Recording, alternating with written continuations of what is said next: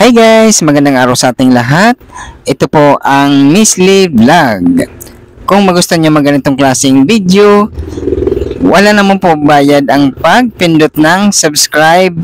Pindutin mo na, sana all.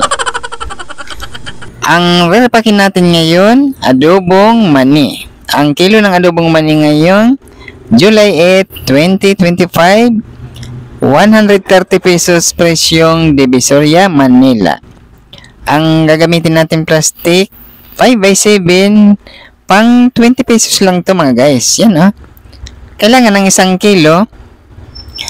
Makagawa tayo ng 13 kabalot. Yan, kahit hanggang 15 kabalot sa or depende na sa kung magkano inyong mga presyuhan ng inyong pagtitinda guys. At depende sa presyo ng inyong pagbibili. Yan bago naman nyo na yan guys ibalot itong kagayantong adobong mani, kailangan muna ninyo tanggalan ang kanyang mga balat. Gumamit kayo ng electric pan, tapos pagpagin nyo ang kanyang balat, salukin nyo para tumalsik ang kanyang mga balat at maging ganyan na kalinis. Yan malinis na, wala ng mga balat yan guys, ng mga lagay para mas maganda repack kung wala na siyang mga balat. Yung balat lang na hindi na nakadikit pa, yung mga nakakalat lang na Ayan guys, yung inyong gagawin. Kung naghanap kayo ng mga extra income, gusto nyo magtinda ng mga kotkotin, yan punta lang kayo sa mga palengke. Kung andito man kayo sa Metro Manila, pwede rin kayo pumunta ng Divisoria, Manila. Nasa Santo Cristo Street lang yan. Ganyan lang gagawin nyo guys. Sa pag 1 kilo, kailangan 13 kabalot o hanggang pataas or hanggang 15 kabalot ang inyong magawa. Dito sa akin, 13 ang aking ginagawa sa pang 20 pesos guys. Yan, pwede na tayo dyan tumubo ng hindi bababa ng 100 pesos per 1 kilo na ating re-repakin. Ayan, itong nirepack natin guys, 3 kilo yan, pinag-isa-isa ko na lang para at yung iba gagawin natin pang 5 peso na repack. Ganun lang kadali. Or kung kayo man kahit hindi man gano'ng kalaki ng mga puhunan, pwede nyo umpisan sa mga pagtitinda ng mga kotkotin. Ito, bumili muna kayo ng kaysa 1 kilo lang muna para masubok ninyo kung gaano siya kabili sa inyong mga lugar.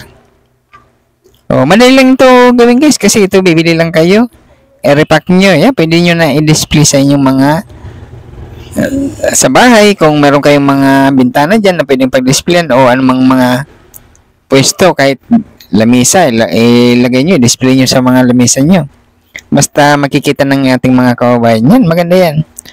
At yan guys, bago ninyo i-sell, kailangan bilangin nyo muna kung ilan nyo nagawa at saka kung magkanong inyong gustong tubo. Pwede naman yung bawasan or dagdagan yung mga naka-repack nyo na. Babalansin nyo lang para ang dami niya.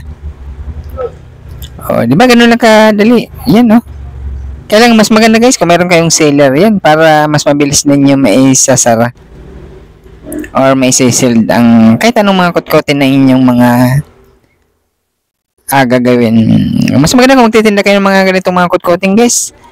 Kompleto ninyo na. Meron mga gummy candy, mga fish crackers, yan yung mga nakikita sa mga panindahan ng mga kotkotin, nandun lahat yan. Marami tayong pagkakakitaan, mga krupik or mga macaroni crackers, yan. At madali lang to gawin guys, yan pag nalaman na ng tao na ganyan mga paninda nyo, sila na mismo ang dadayo sa inyo para pabalik-balik na bibili ng mga kotkotin.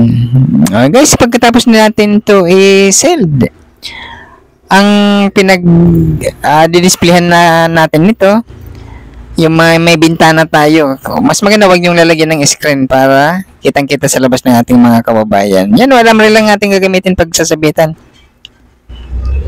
Yan, para maganda pag-isarambit yan sa bintana o anumang mga pwesto natin. Maganda, madali makita ng ating mga kababayan. At saka, yung mga bibili, pipitas na lang dyan para maganda at mabilis maitinda yung mga ganyan.